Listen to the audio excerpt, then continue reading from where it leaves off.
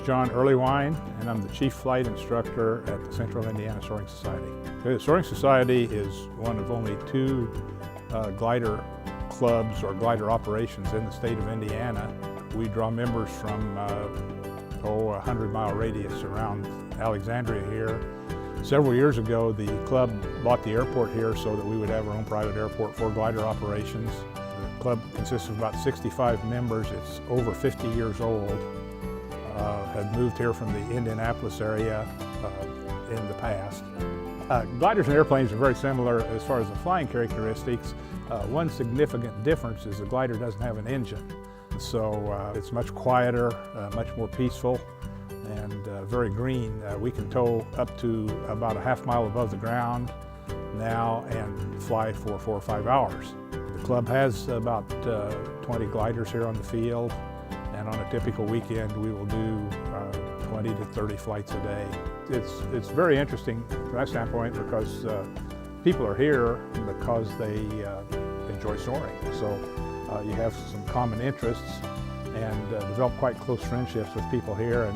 And the thing about it, you meet people from all over the United States that you become at least casual friends with, and with the online contest you can look and see how their flights worked and what they did for the weekend. And most of the glider operations have social functions, picnics and things like that for the whole family. So it's a very interesting sport.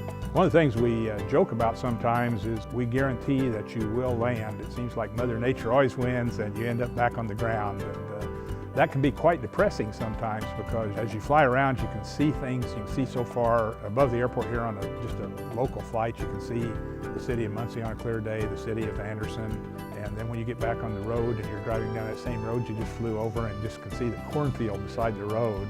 It's kind of a real letdown, and it's just something that's a lot of fun and very relaxing, and everyone I think should just try it.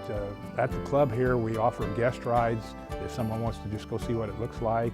Just a very calm, smooth, nice ride. And we also offer what's called a fast package, which is fly a sailplane today that the SSA puts out. That's an introductory lesson. You actually get to fly the glider. We would like to say that anyone is welcome anytime to come and watch the gliders. They don't have to take a ride or anything, just come and sit and talk and watch and listen. We're happy to have anyone come visit. The first time I flew many years ago was in a powered airplane.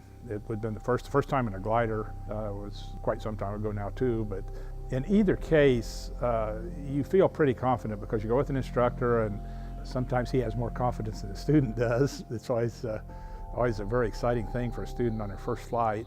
Usually you have a tendency to kind of think, wow, I'm all by myself at first, and you hear some noises you haven't heard before, and then all of a sudden you kind of relax and just think, wow, you know, I finally made it. I had always wanted to fly, and so I started flying airplanes right when I got out of college, and I moved around the country on my job, and I would often be close to a soaring operation and think I need to try that someday.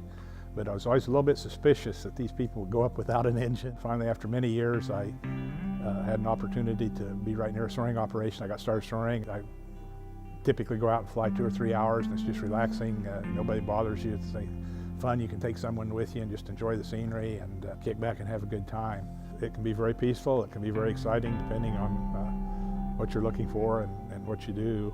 But normally I would compare it to, sometimes you almost feel like you're suspended floating in a swimming pool or something. You're just there and it's quiet and there's no vibration, and many of the pilots enjoy flying with the birds. Eagles and hawks sometimes will just fly right off your wingtip like they think you're a big bird, and that can be very enjoyable to watch them and try to figure out what they're thinking when they look over at you. You know, of the fun things to do, my opinion is there's just nothing like flying, and we get to do that here every weekend when the weather permits.